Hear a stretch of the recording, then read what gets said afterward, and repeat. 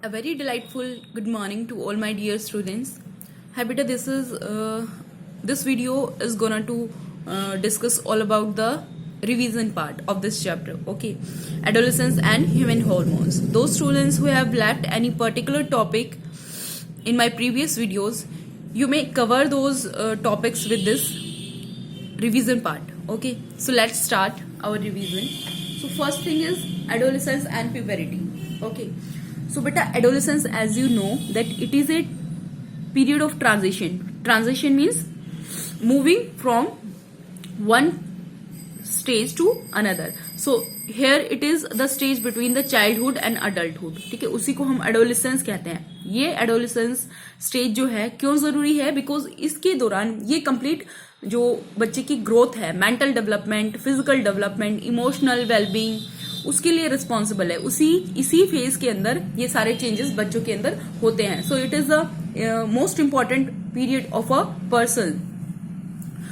सो जो बॉय और गर्ल होगा वो are passing through this period is called the adolescent. उसको हम एडोलसेंट बोलेंगे. Next comes the puberty. Puberty क्या है? प्यूबेरिटी वो चेंजेस हैं जो एडोलसेंस पीरियड के दौरान आते हैं. ठीक है, इस स्टेज के दौरान प्यूबेरिटी अटेन होती है. इट मीन्स प्यूबेरिटी अटेन होने के बाद में चेंजेस दिखने लग जाते हैं बॉडी के अंदर. वो चेंजेस इमोशनल चेंजेस होते हैं, कुछ फिजिकल चेंजेस होते हैं. मीन्स बॉडी जो है रैपिडली ग्रो कर रही होती है. ठीक है, फिजिकल चेंजेस के अंदर बॉयज के अंदर, गर्ल्स के अंदर मीन्स कुछ सेक्सुअल चेंजेस आते हैं. ठीक है, रिप्रोडक्टिव ऑर्गन्स जो होते हैं they start producing the sex hormones and sex cells. जो फीमेल सेक्स सेल्स है दैट इज ओवम और egg, and male sex cell that is sperm. ठीक है, एंड सेक्स हार्मोन्स जो फीमेल्स के अंदर ईस्ट्रोजन है एंड मेल्स के अंदर टेस्टोस्टेरोन है, ये प्रोड्यूस होने शुरू हो जाते हैं प्यूबेरिटी अटेन होने के बाद में. प्यूबेरिटी जो है बॉयज के अंदर कब अटेन होती है? 12 to 16 ईयर्स. ठीक है, और गर्ल्स के अंदर वो बहुत पहले ही अटेन हो जाती है, थोड़ी पहले, दैट इज 10 to 15 ईयर्स में प्यूबेरिटी अटेन हो जाती है. मीन्स चेंजेस आने लग जाते हैं, हार्मोनल चेंजेस, जिसकी वजह से सेक्सुअल चेंजेस होते हैं, इमोशनल चेंजेस होते हैं, बिहेवियरल चेंजेस होते हैं. ठीक है, मेंटल चेंजेस होते हैं. सो ये बहुत ही क्रिटिकल पीरियड होता है जिसको पेरेंट्स और टीचर्स को, ठीक है, साथ में जो पीयर ग्रुप्स हैं उनसे डिस्कस करके अपनी प्रॉब्लम्स को, हर प्रॉब्लम का सॉल्यूशन निकाला जा सकता है if someone is feeling low in this period. ठीक है, at the age of adolescence क्या क्या चेंजेस आते हैं that we will study later. But firstly आप ये जान लीजिए कि टीन एज जो है, टीन एज मीन्स जो 13, 14, 15 अप टू 19 की जो एज होती है वो भी इसी फेज के अंदर आती है, एडोलेसेंस स्पेन के अंदर आती है. ठीक है, नेक्स्ट कम्स बेटा the difference between secondary sexual characters and primary sexual characters. Okay, so primary means पहले. ठीक है, बर्थ के टाइम पे ही जो रिप्रोडक्टिव गोनेड्स प्रेजेंट होते हैं मेल्स के और फीमेल्स के अंदर. ठीक है, वो क्या होता है जिससे ये पता चले that the baby is boy और ए गर्ल, वो होते हैं प्राइमरी सेक्सुअल कैरेक्टर्स. ठीक है, सेकेंडरी सेक्सुअल कैरेक्टर्स क्या है? जो प्यूबेरिटी अटेन होने के बाद में आते हैं, जिसकी वजह से बॉयज और गर्ल्स को ऑन द अपीयरेंस हम डिस्टिंग्विश कर सकते हैं. ठीक है, उनकी बॉडी स्ट्रक्चर को देख करके. ठीक है, जैसे बॉयज के अंदर बियर्ड्स देख के, माउथ स्टेक देख के हम डिस्टिंग्विश कर सकते हैं. Clear? In the case of girls the appearance of breast region and physically वो क्या हो जाते हैं, थोड़ी ओबेस हो जाती है than the boys. Okay, these are secondary sexual characters. So primary characters जो है, प्राइमरी सेक्सुअल कैरेक्टर्स बर्थ के टाइम पे आ जाते हैं. Secondary sexual characters puberty attain होने के बाद में आते हैं. क्लियर? नेक्स्ट हम डिस्कस करेंगे बेटा what are the physical changes during adolescence in the boys and girls. ठीक है, सो बॉयज के अंदर सबसे पहले क्या है, जो टेस्टिस है, जो मेल गोनाड्स है, ठीक है, वो क्या करते हैं, मेल सेक्स सेल्स जो होती है स्पर्म, वो प्रोड्यूस करते हैं. और ओवरीज की बात करें तो ओवरीज जो है female sex sales that is ovum, वो प्रोड्यूस करती है. ठीक है, ओवम को हम एग भी बोल सकते हैं.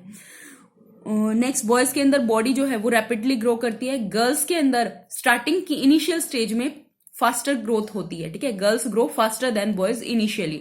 बाद में क्या होता है, 5 ईयर्स की अगर बॉय और 5 ईयर की बॉयज, गर्ल्स और बॉयज को आप कंपेयर करेंगे तो गर्ल्स ज्यादा जल्दी 5 ईयर्स तक रैपिडली ग्रो करती है. उसके बाद में उनकी जो ग्रोथ है वो स्टीडी हो जाती है, या फिर हम कहें धीरे धीरे ग्रो होती है। बॉयज के अंदर दूसरा केस होता है, ठीक है, अपोजिट केस होता है। 5 ईयर्स की एज तक वो लोग धीरे धीरे ग्रो करते हैं, और आफ्टर 5 ईयर्स, ठीक है, या फिर ये कहें इन द लेटर स्टेज उनकी जो ग्रोथ है वो बहुत रैपिड होती है।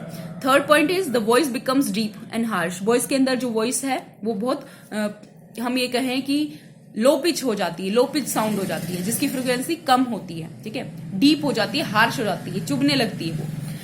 वहीं गर्ल्स के अंदर जो है श्रील वॉइस हो जाती है। श्रील मतलब जिसकी पिच हाई हो, हाई पिच साउंड जो होती है वो होने लग जाती है। That is the sharpness. Shrillness क्या होता है? Sharpness in the voice. Clear? Next is appearance of the moustache and beard. मूछे और जो बियर्ड्स होती है, दाढ़ी, वो बॉयज के अंदर धीरे धीरे ग्रो होने लग जाती है। गर्ल्स के अंदर नो फेशियल हेयर्स ग्रो नहीं होते, ठीक है। Their hips become broader. जो हिप रीजन है, जो पैल्विक रीजन है, वहां की बोन्स जो थोड़ी स्ट्रॉन्ग हो जाती है, ठीक है, थोड़ी ब्रॉड हो जाती है, because now they are becoming capable of being the mothers, ठीक है। नेक्स्ट है बेटा hairs grow in the armpit and pubic region. ये दोनों की केस में होता है, बॉयज एंड गर्ल्स की केस में, ठीक है। Armpit region, under arms, pubic region the region where reproductive organs are present, okay. Appearance of Adam's apple. जो लेरिंग्स है, लेरिंग्स मीन्स जो वॉइस बॉक्स है, उसके अंदर क्या हो जाता है? दैट बिकेम्स एनलार्ज, वो बड़ा हो जाता है, और वो कुछ बॉयज के अंदर बाहर इजीली बल्ज आउट की फॉर्म में दिखाई देगा, ठीक है। वहीं गर्ल्स के अंदर ये इजीली नहीं देखा जा सकता। For that we have to feel it. Clear? So Adam's apple is nothing but the enlargement of the voice box और the larynx which became visible in some boys, okay. In case of girls menstruation begins. Menstruation cycle जो है वो start होने लग जाती है प्यूबरिटी के बाद में, ठीक है। Every month the egg is released, और वो जो एग है अगर उसका फर्टिलाइजेशन नहीं होता, वो स्पर्म से नहीं मेट हो पाता, तो क्या हो जाता है? वो एग डीजनरेट हो जाता है, खत्म हो जाता है, ब्रेक हो जाता है along with the uterus lining, and it comes out in the form of blood, ठीक है, from the female vagina. This is the menstruation. और ये मेंस्ट्रुएशन जो है हर एक मंथ के अंदर होती है, ठीक है। 28 डेज की हम साइकिल लेके चलती है, उसको हम बोल देते हैं मेंस्ट्रुएशन साइकिल, ठीक है। तो मेंस्ट्रुएशन एक प्रोसेस है of coming out the discharging the blood from the vagina of the female. और जो मेंस्ट्रुएशन साइकिल है वो क्या है? That is of 28 days. उसके बाद में ही एग रिलीज होता है, ठीक है। नेक्स्ट इज बेटा स्वेट एंड सेबेशियस ग्लैंड जो होते हैं, they became active in this stage.